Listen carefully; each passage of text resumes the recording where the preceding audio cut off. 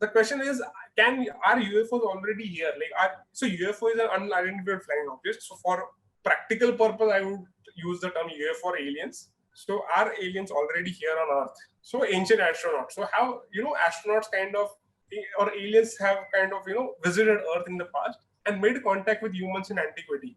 These are some of very ancient, rock paintings in, I think, what is today Algeria. So which kind of depict, people wearing spacesuits. So I will tell you what each of them are. Or did human knowledge, religion, and culture come from extraterrestrial visitors, like aliens helping people build pyramids and all that, and they acted as a mother culture? All of this kind of was captured by popular culture and people in the early 60s and late 70s because of the efforts of a guy called Eric von Däniken. Now he wrote a book called Chariots of the Gods. It's an old book, like 68, 70s book. This kind of fired up people's imagination into, could ancient aliens have ever visited Earth? Now, there are many, many, many, many examples. I will go into just 3 or 4 of them, just to give you an idea. The first is called and these are around the world. The first is called the sarcophagus lid of Pakal the Great. Now, Pakal the Great was a Mayan king who lived around 800 AD or something. So what this is, his sarcophagus looks like a spaceship. Like he's sitting inside a spaceship, which is firing at the end, at the bottom, and he's flying a spaceship. Second example, the Vimanas of Ramayana. So you have those Vimanas, like flying chariots, flying palaces mentioned in the Ramayana. Could those be an example of extraterrestrial visit? The Nephilim of Bible. The Nephilim are massive giants, and which are different than human. Could those be aliens? And the famous Nazca lines. You can only see Nazca lines when you fly above them. Like, why did people prepare such elaborate creations when you can't even see them from ground level? You can only see them when you are in the sky. So did some other spacefaring civilization create them? Sadly, most of these mysteries and most of all the other mysteries have mundane and earth explanation to them. The first one, the so-called spacecraft of the sarcophagus. What it depicts is not a spacecraft, but it depicts the funeral rite of Mayan culture. So, can you guys see my mouse? So this is what is called a Mayan tree, like the cultural tree. Now, most of cultures have a concept of a world tree. Like the tree is the center of the universe, and like the roots of the tree kind of then represent the underworld. Now, what this represents is, since this is a sarcophagus lid, it represents that the king Pakal falling from the mortal world into the underworld, which is below. And those are the fires of the underworld and not the fires of some spacecraft. The image at the bottom is the celestial two-headed serpent. So you would have heard of the god Quetzalcoatl, like the god of the Aztecs. So the serpent-headed god of the Aztecs. So this is a very similar god. And this is the head of the god. Now, it is like the king is falling from, since he's dead, he's falling from the mortal world into the jaws of the serpent, who was the god of the underworld. And it's kind of signaling entrance into the realm of the dead. And there is nothing else. So there is no spacecraft. The second thing, the Vimanas of Ramayana. Now, flying chariots and flying palaces have always been part of the Sanskrit poetry, going far back as the Rig Veda. So there is nothing new to it. What happened was, in the early 20th century, someone, like we do not know the author, someone wrote something called the Vaimanika Shastra, basis what the designs are in all the Vedas. So they wrote imagining what spacecraft would be built, basis what is written in the Rig Vedas, or in all the Vedas. The problem is, when people did serious study on this, and this was done by the Indian Institute of Science in 1974, all the aircraft which are described in the text are a poor construction, and the author showed complete lack of understanding of aeronautics. So none of those so-called Vimanas of Ramayana could ever fly. They don't look like they are flying vehicles. So it would just be imagination of the authors who wrote the Ramayana and the different Vedas rather than...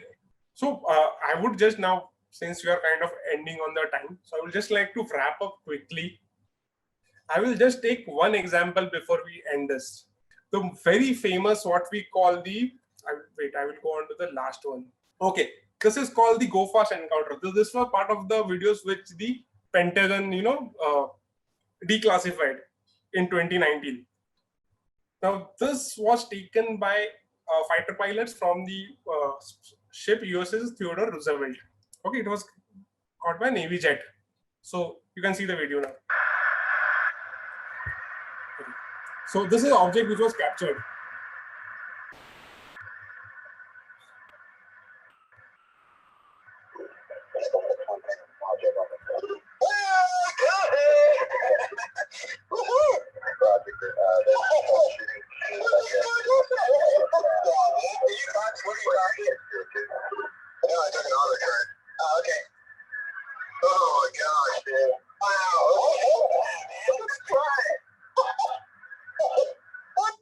Okay, so this was caught by a fighter jet off the coast of Florida. So the thing is, these guys, this was kind of a UFO sighting. It is, but however, even these videos have rational explanation to them. I will kind of go into the explanations. The video kind of presents the illusion that the camera is stationary. The camera is not stationary. Understand that. The camera is attached to a plane which is going at a speed of 369 knots, which is 369 into 1.5. You will find around 500 kilometers per hour.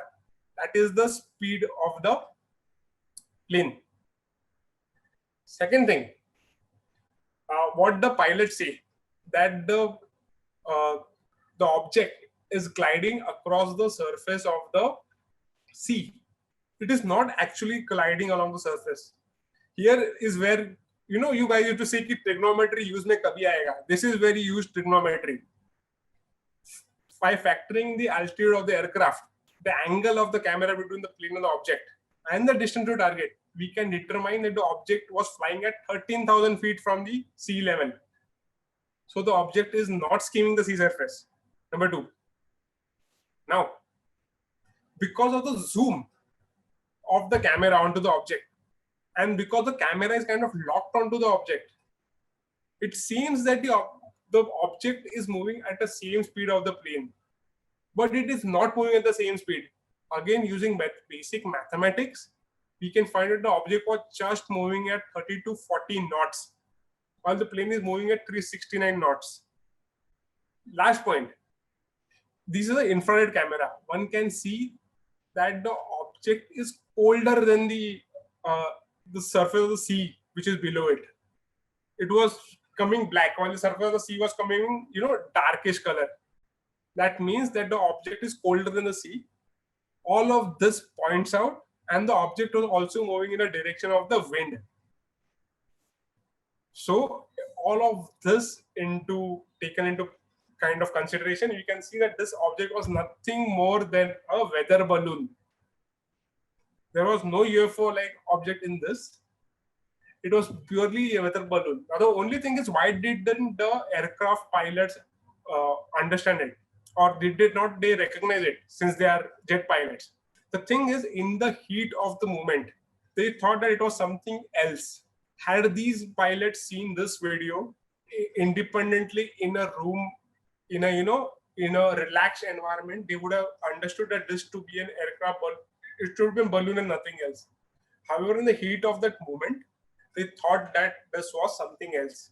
Most of the UFO encounters can be explained in rational manner when you kind of go into it. We sadly do not have time now, but 5 or 6. So if you kind of Google all of them, you will find rational explanations to them. In fact, when you see any such encounter, an alien explanation should be only when you're exhausted all other alternatives. I wanted to think about 2 minutes on alien abductions, but again, these are all can be explained by as outright hoax, false memory, sleep paralysis, or lucid dreaming. So there are rational explanations to most of these events. So in summary, we are only taking a baby steps into the vastness of the universe. We do not know what's out there. Yeah, that's the exciting part about going into this. I think that's all from my end.